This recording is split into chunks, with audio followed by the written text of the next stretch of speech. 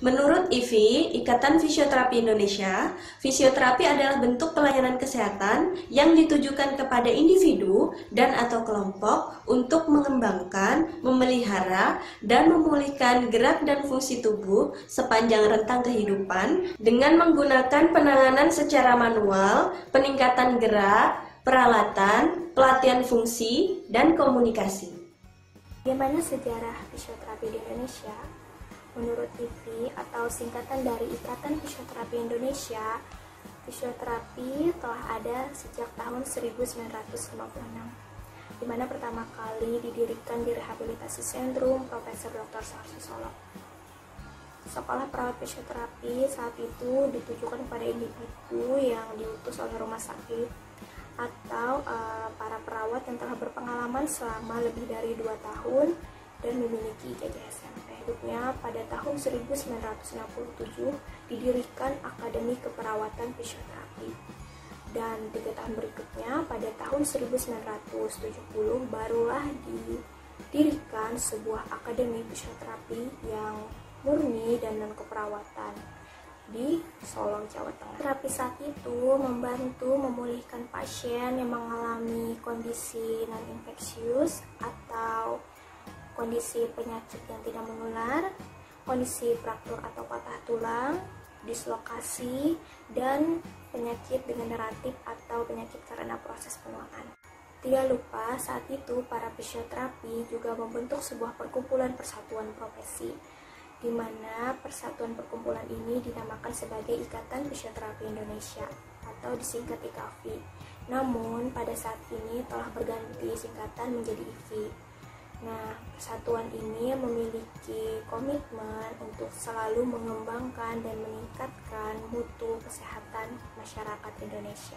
Dasar hukum fisioterapi itu sendiri, dalam melakukan profesinya, fisioterapi memiliki standar hukum, yaitu yang pertama, PMK nomor 65 tahun 2015 tentang standar pelayanan fisioterapi. Membahas apa itu fisioterapi, apa saja fasilitas pelayanan fisioterapi, organisasi profesi fisioterapi, dan standar menjadi fisioterapi. Saat ini ada 3 jenjang untuk menjadi seorang fisioterapis, yaitu ada D3, D4, S1 dengan pendidikan profesi fisioterapi. Standar pelayanan fisioterapi disusun agar pelayanan fisioterapi menjadi bermutu, terukur, dan dapat dipertanggungjawabkan. Kedua, PMK nomor 80 tahun 2013 tentang penyelenggaraan pekerjaan dan praktik fisioterapi. Fisioterapi bersifat kolaborasi, bukan supervisi. Keamanan bagi pasien dan fisioterapis adalah prinsip kerja fisioterapi berdasarkan kehati-hatian, evidence praktis fisioterapi, dan etika profesi. Selanjutnya ada keputusan Menteri Kesehatan nomor 36 tahun 2007 tentang standar profesi fisioterapi yang menjelaskan bahwa fisioterapi mencakup lingkup promotif, preventif, kuratif, dan rehabilitatif. Di sana juga dijelaskan tentang kualifikasi pendidikan fisioterapi yang terbagi menjadi 2, yaitu fisioterapi ahli yang harus memiliki ijazah ahli madya dan fisioterapi terampil yang harus memiliki ijazah pendidikan sarjana. Sehingga segala aktivitas profesional dan pelayanan kepada individu dan masyarakat harus menjaga citra profesi berdasarkan kode etik fisioterapi yang telah ditetapkan oleh organisasi profesi fisioterapi. Menjadi tua adalah suatu proses natural yang kadang tidak nampak terlihat mencolok. Penuaan akan terjadi pada semua sistem tubuh manusia, namun tidak semua sistem ini akan mengalami kemunduran pada waktu yang sama. Lansia atau older people bukanlah suatu penyakit, namun merupakan tahap lanjut dari suatu proses kehidupan yang ditandai dengan penurunan kemampuan tubuh untuk beradaptasi dengan stres lingkungan. Penurunan kemampuan berbagai organ, fungsi, dan sistem tubuh ini bersifat alamiah atau fisiologis. Penurunan tersebut disebabkan berkurangnya jumlah dan kemampuan sel tubuh yang pada umumnya merupakan tanda proses menua yang mulai tampak sejak usia 45 tahun dan akan menimbulkan masalah pada usia sekitar 60 tahun. Peran fisioterapi merupakan sebagian upaya untuk mempertahankan lansia agar tetap aktif dan produktif. Melihat penurunan gerak dan fungsi lansia tidak terjadi seketika, upaya pencegahan seawal mungkin menjadi penting, menurut Pujiastuti tahun 2003. Selain itu, fisioterapi juga mempunyai peran untuk memperlambat proses penuaan, mempertahankan serta mengembangkan kualitas hidup sesuai dengan kemampuan fungsionalnya, sehingga lansia mampu beraktivitas sehari-hari dan beradaptasi dengan aktivitas lingkungan sosialnya. Ini juga menurut Pujiastuti tahun 2003. Apa saja prinsip fisioterapi pada older people?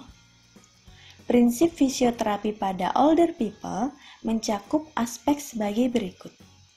Yang pertama, keterbatasan pada lansia umumnya dianggap sebagai proses patologis, cedera, atau proses penuaan. Yang kedua, efek dari penuaan biologis mengurangi efisiensi sistem tubuh, namun fungsi optimal ini dapat dipertahankan tergantung pada setiap individu dengan terus menggunakan kapasitas maksimalnya. Yang ketiga, fisioterapis memiliki peran penting memungkinkan lansia menggunakan sejumlah sistem tubuh untuk meningkatkan mobilitas dan kemandirian. Yang keempat, fisioterapi dapat berkontribusi untuk membantu lansia agar tetap nyaman dan bebas rasa sakit. Yang kelima, upaya pencegahan perkembangan penyakit atau masalah di kemudian hari dilakukan melalui promosi kesehatan, contohnya melalui Fisiopedia. Apa saja permasalahan fisioterapi pada older people? Permasalahan pada lansia diakibatkan oleh adanya perubahan-perubahan anatomis, fisiologis, dan psikologis yang terjadi akibat proses degeneratif. Permasalahan-permasalahan tersebut diantaranya adalah 1. Gangguan fungsi motorik. Gangguan ini diakibatkan karena adanya perubahan fungsional otot, yaitu terjadinya penurunan kekuatan dan kontraksi kerja otot, elastisitas dan fleksibilitas otot. Selanjutnya, penurunan fungsi ini akan mengakibatkan kejadian seperti gangguan keseimbangan dan mudah jatuh, postur yang tidak baik, serta inkontinensia urin. Apa saja teknologi fisioterapi yang dapat digunakan pada older people?